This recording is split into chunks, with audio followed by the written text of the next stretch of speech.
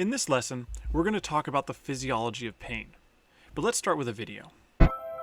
Say you're at the beach and you get sand in your eyes. How do you know the sand is there? You obviously can't see it, but if you're a normal, healthy human, you can feel it. That sensation of extreme discomfort, also known as pain. Now, pain makes you do something. In this case, rinse your eyes until the sand is gone. And how do you know the sand is gone? Exactly, because there's no more pain. There are people who don't feel pain. Now, that might sound cool, but it's not. If you can't feel pain, you could get hurt, or even hurt yourself, and never know it. Pain is your body's early warning system. It protects you from the world around you and from yourself. As we grow, we install pain detectors in most areas of our body. These detectors are specialized nerve cells called nociceptors that stretch from your spinal cord to your skin, your muscles, your joints, your teeth, and some of your internal organs. Just like all nerve cells, they conduct electrical signals, sending information from wherever they're located back to your brain. But unlike other nerve cells, nociceptors only fire if something happens that could cause or is causing damage. So, gently touch the tip of a needle. You'll feel the metal, and those are your regular nerve cells, but you won't feel any pain. Now, the harder you push against the needle, the closer you get to the nociceptor threshold. Push hard enough, and you'll cross that threshold and the nociceptors fire, telling your body to stop doing whatever you're doing. As the video discussed, nociceptors are specialized nerve cells which signal the brain that the body is experiencing hurtful pressure, temperature, or chemicals. Most non-pain sensory nerves are continuously active, providing a steady stream of information to the brain about changes to the environment, such as pressing the tip of a pen, feeling a chill breeze, or sensing the tingling from one's lip balm. Nociceptors, on the other hand, are not regularly sending signals to the brain, but wait until a significant threshold is crossed, at which point they suddenly activate, sending powerful signals to the brain, alerting you that suddenly things are not okay. Such as maybe stabbing yourself with a needle, putting your hand in a bucket of ice, or putting icy hot too close to sensitive areas of the body. Speaking of sensitive areas, nociceptors are unevenly distributed throughout the body. What do you notice about this distribution? Where is their greater density? In general, nociceptors have greater density in areas that either interact heavily with the environment or inform sensations about important body parts. Our hands, feet, and knees are commonly interacting with the world through pressure and, maybe those bumps in the night, while our head, neck, chest, and genital region need quick alert systems if they are threatened. When an external stimulus causes a nociceptor fiber to activate, the nociceptor sends a signal to a second neuron in the spinal cord known as a projection neuron. This projection neuron sends a stimulus then to the brain. In this image, you can see that the lightning bolt symbol indicates a signal being sent. However, the human body is a complex organism, and through evolutionary design, we have developed a number of ways to control our pain.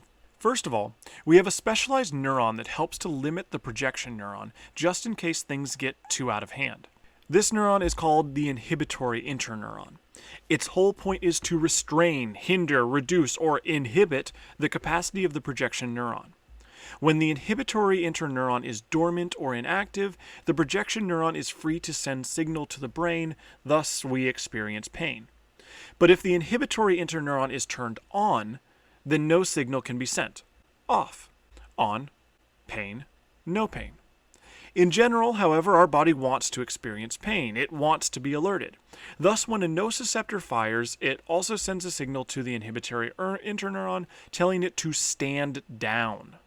Thus, the projection neuron sends the signal successfully, and the brain experiences pain, and then you react by distancing yourself from the painful stimulus. Often, however, the pain doesn't immediately go away. Maybe there's ongoing damage, or the chemical is still present. Our nociceptor pain fibers are still firing, and we continue to experience pain. So here's where the body incorporates the backup plan.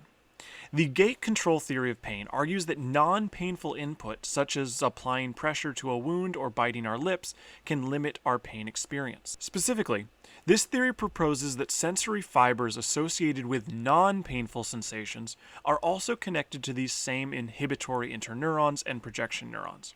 When pain fibers are firing and sensory fibers are not firing, the inhibitory interneuron is turned off and the projection neuron is sending the pain signal. Non-painful sensory fibers, however, have a different relationship with the inhibitory interneuron.